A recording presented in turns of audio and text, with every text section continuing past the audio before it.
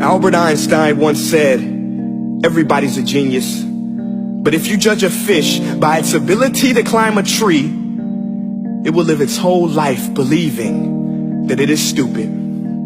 Ladies and gentlemen of the jury, today on trial we have modern day schooling. Glad you could come. Not only does he make fish climb trees, but also makes them climb down and do a 10-mile run. Tell me, school, are you proud of the things you've done?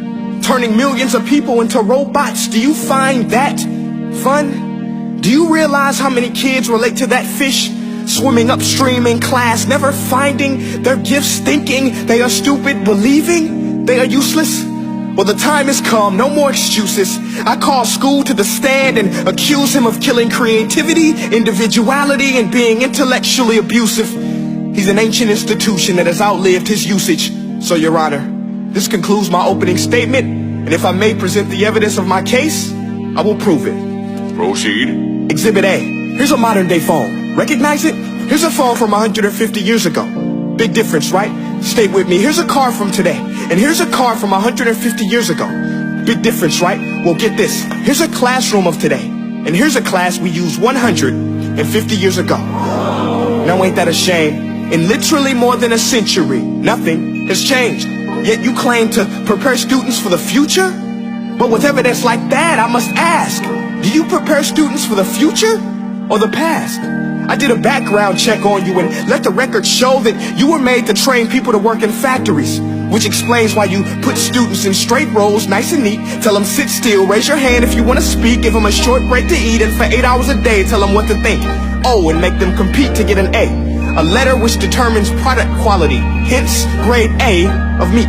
I get it. Back then, times were different. We all have a past. I myself am no Gandhi.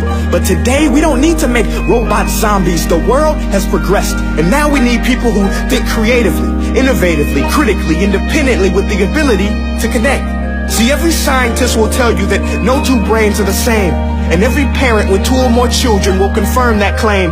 So please explain why you treat students like cookie cutter frames or snapback hats, giving them this one-size-fits-all crap. Watch your language. Sorry, Your Honor, but if a doctor prescribed the exact same medicine to all of his patients, the results will be tragic. So many people will get sick, yet when it comes to school, this is exactly what happens, this educational malpractice, where one teacher stands in front of 20 kids, each one having different strengths, different needs, different gifts, different dreams, and you teach the same thing the same way?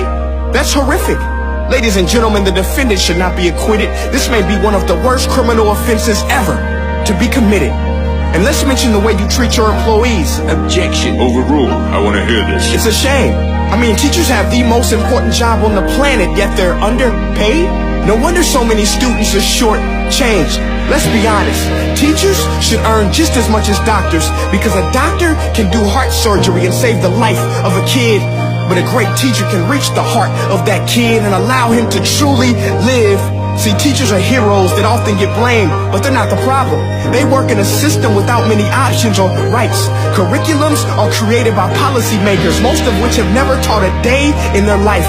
Just obsessed with standardized tests. They think bubbling in a multiple choice question will determine success. That's outlandish. In fact, these tests are too cruel to be used and should be abandoned, but don't take my word for it.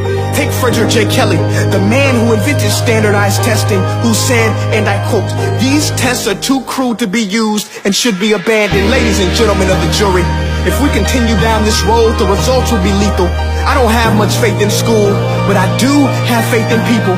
And if we can customize healthcare, cars, and Facebook pages, then it is our duty to do the same for education, to upgrade and change and do away with school spirit, because that's useless. Unless we're working to bring the spirit out of each and every student, that should be our task.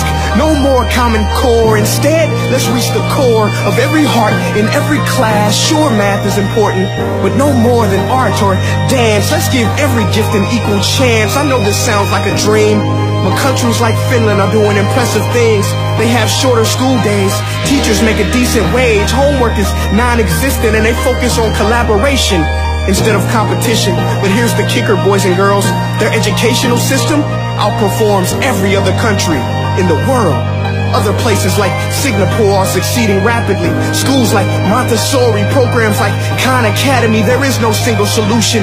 But let's get moving, because while students may be 20% of our population, they are 100% of our future.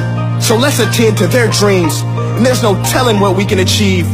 This is a world in which I believe, a world where fish are no longer forced to climb trees. I'll rest my case.